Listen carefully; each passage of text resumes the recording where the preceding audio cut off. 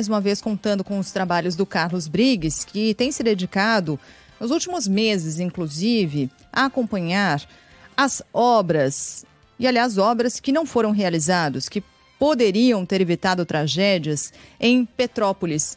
Sabe aquela velha máxima, né? Quando a gente fala de prevenção no Brasil, como é delicado, né? Como a gente não adota, como o poder público, na média, não adota medidas preventivas, obras preventivas, e as tragédias vão se sucedendo, vão acontecendo, como no caso de Petrópolis, né? A gente está falando de período chuvoso, como em outros deslizamentos, tragédias provocadas pela chuva, por deslizamentos de terra.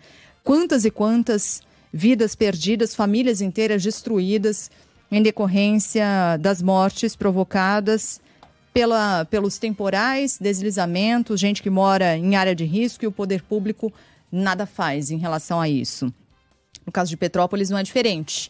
A gente falou tanto e continua falando sobre obras necessárias nessa região e, olha, mais de 4 meses depois da tragédia que matou mais de 240 pessoas em Petrópolis, a cidade tem 75% das áreas mapeadas como locais de risco, sem uma definição de quem é o responsável pelas obras de intervenção. É inacreditável isso, Briggs. Bom dia. Pois é, bom dia para você, Sheila, Carla, Ellen, a todos que nos ouvem e que nos assistem também através do YouTube, através da internet. São regiões que a gente chama que são regiões que estão órfãos do poder público, né?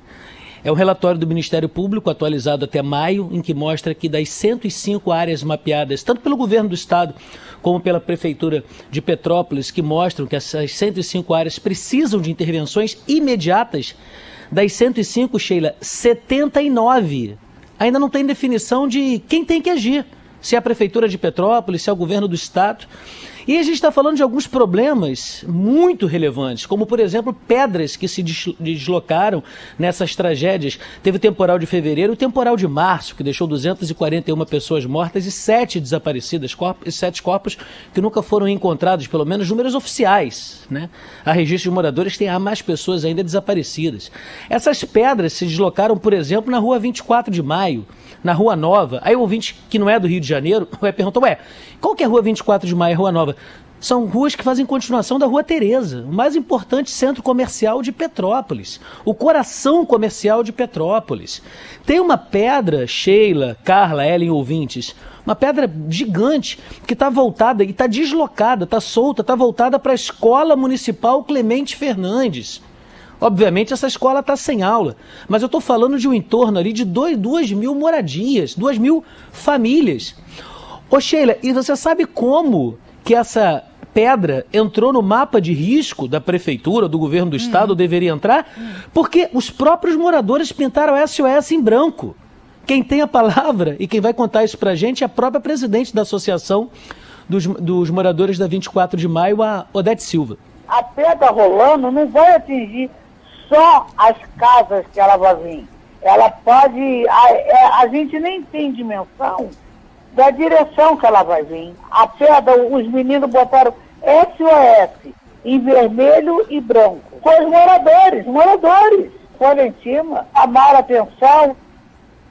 Os meninos, então, como ela disse, são os próprios moradores. Olha, a Vila Felipe, pouco se fez até agora, o bairro Vila Felipe, que a gente noticiou muito da tragédia. O Alto da Serra, pouquíssimas intervenções foram feitas. Alto da Serra é onde fica, minha gente, o Morro da Oficina. O Morro da Oficina, que da onde saiu a maioria dos corpos encontrados nessa tragédia. Falta serviço de dragagem nos rios. Teve uma audiência agora no último dia 23 de junho, mais ou menos 15 dias, em que a Companhia Municipal de Desenvolvimento de Petrópolis falou que 80 mil metros cúbicos de detritos ainda não foram retirados dos rios. O INEA diz que não tem dinheiro para aumentar o maquinário, mas aí nessa audiência o promotor de justiça, José Alexandre Maximino, lembrou do uso de um fundo de conservação ambiental e desenvolvimento urbano. Esse fundo pode ser usado pelo Instituto Estadual do Ambiente. Nesse fundo tem R$1,5 bilhão.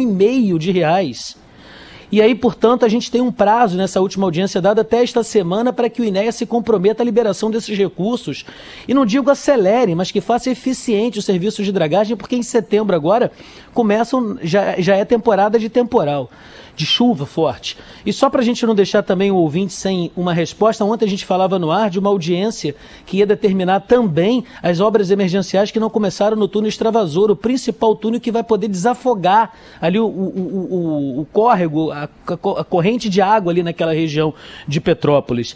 E nessa audiência foi determinado que a Secretaria Estadual de Infraestrutura tem até 30 dias para começar obras emergenciais que eles prometeram que iam fazer em maio, depois prometeram para junho e agora disseram que estão contratando a empresa. Sheila, Carla e Ellen, esse é o quadro do que acontece hoje em Petrópolis, mais ou menos aí 4, 5 meses depois dessas tragédias. Olha, um negócio revoltante, inaceitável, né? Essas obras, por exemplo, do túnel Extravasor, que ainda não saíram no papel, será que vão sair mesmo? Porque é inacreditável. Agora, com essa definição, com essa decisão judicial, é isso? Para que haja o início das obras em 30 dias, é esse o prazo dado? O prazo dado 30 dias para as obras e também na decisão judicial do dia 23, o INEA precisa até sexta-feira agora apresentar esses recursos de 1,5 bi para poder melhorar o serviço. Melhorar não, deixar eficiente o serviço de dragagem nos rios, que ainda está muito, muito aquém do que tem que ser feito.